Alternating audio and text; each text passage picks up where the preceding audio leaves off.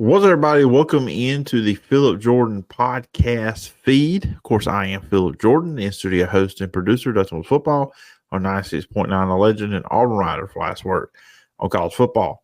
Just want to present to you guys a bonus edition of the podcast. My friend Brandon Eisman, you've heard him join me on previous podcasts before.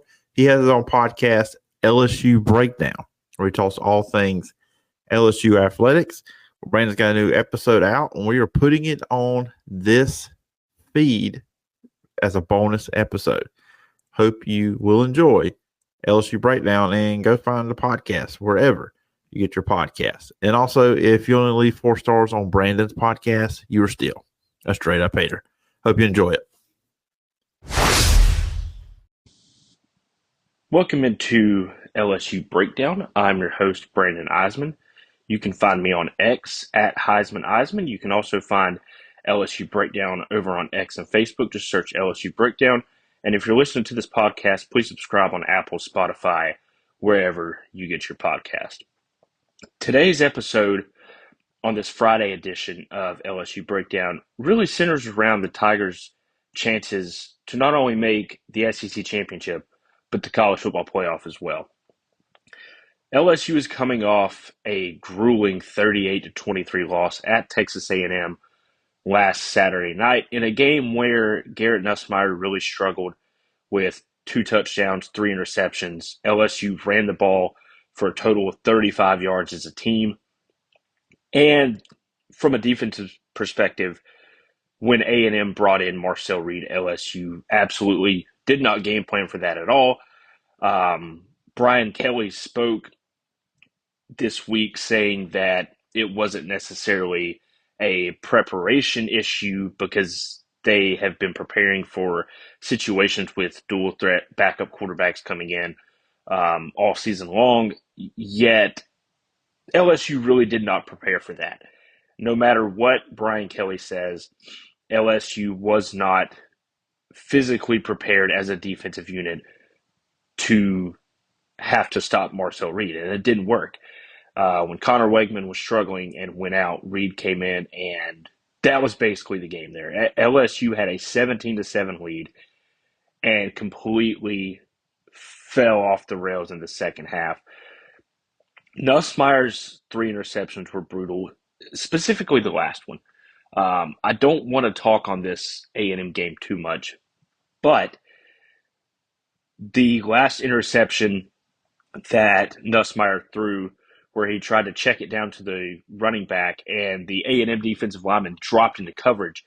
I understand you may not have seen that coming on the initial read pre-snap, but you have to be prepared to either throw the ball away, make another read, do something in order to avoid that costly of a turnover when you needed a score at that point late in the game like that. Now, that loss was grueling. It's only LSU's first conference loss, so it hurts them, but at the same time it doesn't. I think LSU's potential path to the SEC championship, while it is a little bit more narrow now because they're going to need help from a few different teams since the elimination of divisions in the conference. That doesn't really help their case much. But coming off the bye week, next week, you host Alabama next Saturday night. You win that game, you might still be potentially in the driver's seat with a little bit of help to make it to Atlanta as a potential 2-loss overall team and only 1 conference loss in the SEC, with that being to A&M last weekend. Now, I think if LSU somehow does find their way to Atlanta, this team still has a lot to work on. Nussmeier still has some things he needs to work on. Look, he's been good.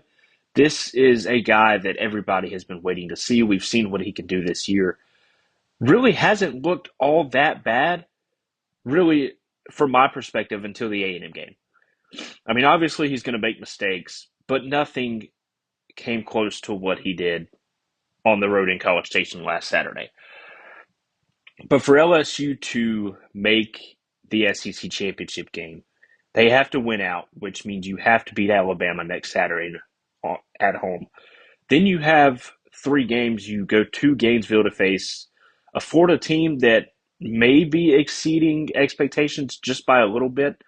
Um, I think if you win that, then you get Vanderbilt and Oklahoma at home. Obviously, all 3 of those final games are winnable games for LSU. The biggest question is can you get past Alabama, who has really fallen under expectations with 2 losses already heading into November for the first time since 2007. If you win out, you need either Texas or Georgia or Tennessee to lose. Realistically, if you're LSU, you need Texas A&M to lose 2 more conference games. They still have to play Texas. They're at South Carolina this weekend, and then they're at Auburn. And then they play Mississippi State. Mississippi State's not good. I'll give them a win there. But from an LSU perspective, to get to Atlanta, you have to have a ton of help. And it does help a little bit with the 4 teams ahead of you in the conference playing each other. Well, 2 of them playing each other, with Georgia and Tennessee, and then Texas and A&M playing. However, if things don't go your way and you don't make the SEC championship, even if you win out, you still get in the playoff with 2 losses. But if something happens with a scenario for the playoff committee where it's maybe a 2-loss LSU team and, I don't know, maybe say a 2-loss Ohio State that didn't make the Big Ten championship game, that loss to USC to open the season is really going to hurt LSU. However, the path for the Tigers to get to the playoff is still there. It's still open. LSU basically controls their own destiny at this point to make the college football playoff. All you have to do is go and win these final 4 games. And that is a big task.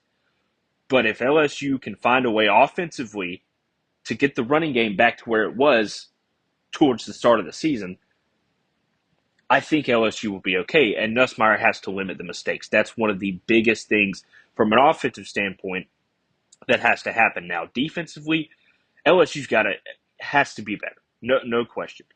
The defense struggles in coverage. They struggle everywhere across the board. Now, it doesn't help that they have injuries. Jacoby Guillory is out for the year. He just announced on Thursday that he will be returning to Baton Rouge in 2025. That is huge news. And then also from an injury standpoint up front, what's the status of Garrett Dellinger, the offensive lineman? He has a high ankle sprain. I think he'll probably be ready to go for the Bama game, which would be huge for the Tigers. But this team has been hurt by injuries so much this year that I think some of the potential really hasn't been elevated to where it could be. And I think we saw that specifically Saturday in the loss to Texas A&M. I think if LSU was fully healthy, despite the hardships on defense, I think LSU probably goes and wins that game with a fully healthy team. Now, for the Bama game, I think that if you're Brian Kelly and this staff, you have to find a way to get Garrett Nussmeier back into rhythm. 3 interceptions on the road against a top 15 team is a really, really hard thing to just kind of mentally get past. However, I think Garrett Nussmeier has the tangibles and the abilities to go out there next Saturday night at home in Death Valley in a night game and beat Alabama. But he has to limit the mistakes. And the offensive line is going to have to hold up. And in addition to that, the running game has to be much better. 35 yards against a top 15 team is atrocious. You cannot have that anymore this season. That's inexcusable. With the amount of talent that you have at the running back position with Caden Durham, Josh Williams, you should be running the ball way more effectively than what you did last weekend. There's no excuse. I understand the injuries up front, and that kind of infiltrates the inability to open up lanes for the running backs to, break tackles, get into open space downfield, gain positive yards in running plays.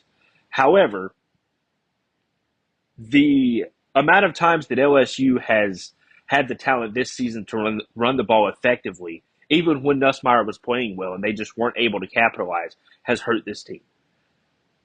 even though they only have one conference loss and two losses overall, the rushing attack for LSU has not been consistent like it needs to be. And that has to be a major point of focus the rest of the way. It doesn't matter if Garrett Nussmeier throws for 500 yards and 5 touchdowns with no interceptions or just one interception. If you can't run the ball effectively, you're still going to struggle.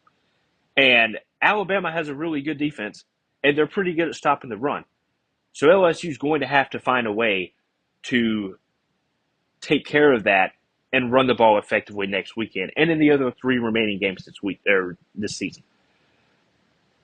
Overall, I think if LSU does win out, they're for sure in the college football playoff, but the SEC championship game may not be on the horizon just because of how stacked the conference is this season, especially up at the top, and not having divisions makes it a lot harder for you to get there with the top 2 teams in the conference, regardless of where they're located, being sent to Atlanta for the title game. Now, these next few weeks for LSU are obviously going to be crucial, and this bye week this week has helped a ton with injuries and getting things back in the mix, maybe working some things at practice that, we haven't seen this season, but we need to see it in these final 4 games in order for LSU to finish the way they want to. Because we all know that the narrative surrounding Brian Kelly, no matter where he is coached, is that he can't win the big game. And again, that was evident against Texas A&M on the road. That's a game that LSU should have won when they had the 10-point lead. Every LSU fan across the country thought that LSU was walking out of Kyle Field with the win. And then you blow it in the second half. You cannot do that against these final 4 games, especially against Alabama, because this is a make-or-break situation for both teams. Whoever loses this game is likely out of the college football playoff. The winner still controls their own destiny. They're still in the driver's seat for a spot. But I think for LSU, the mistakes have to be limited. The egregious play calling has got to stop. And you've got to figure out a way to effectively run the ball the rest of the way. Because if you're Brian Kelly and you want to get LSU to that point to where you've said that you can get to since you've been here in Baton Rouge, you got to change some things up. And maybe there's some staff changes at the end of the year because not everything has gone to plan, and it's never going to in college football. But with the amount of talent that you have on both sides of the ball, you should be better than what you are right now. So I think coming off of the bye week, these last 4 games are critical, and I think you've got to find a way to make some things up, both offensively and defensively, and be prepared for whatever the team throws at you that you're facing, whether it's a backup dual threat quarterback or a star wide receiver that goes down, you weren't prepared for the backup, and he torches you on a 50-yard touchdown pass. You have to be prepared for these things from a defensive standpoint. And LSU has the talent to be better than what they are, especially on defense. I understand the injuries, but you've got guys in the mix that are still good enough that may not have a ton of playing time this season. They can still come in and get the job done. And it's just not happening. But again, LSU controls their own destiny. I'm anxious to see what happens next weekend. I'm anxious to see what Brian Kelly says next week at the press conference coming off the bye week. We'll get an injury update on Garrett Dellinger. We should get some tidbits into what they're going to do for the Bama game. And next weekend is a really, really big game for the Tigers. I'm anxious to see if they can come out, get remotivated after that grueling loss at A&M, and get back on the right track and still control their destiny for the playoff and potentially an SEC championship berth. That's it for this episode of LSU Breakdown. Again, you can follow me on X at Heisman Eisman. You can also follow the show on Facebook, Twitter, anywhere you get your podcast. Just search LSU Breakdown. Until next week, y'all. Bye-bye.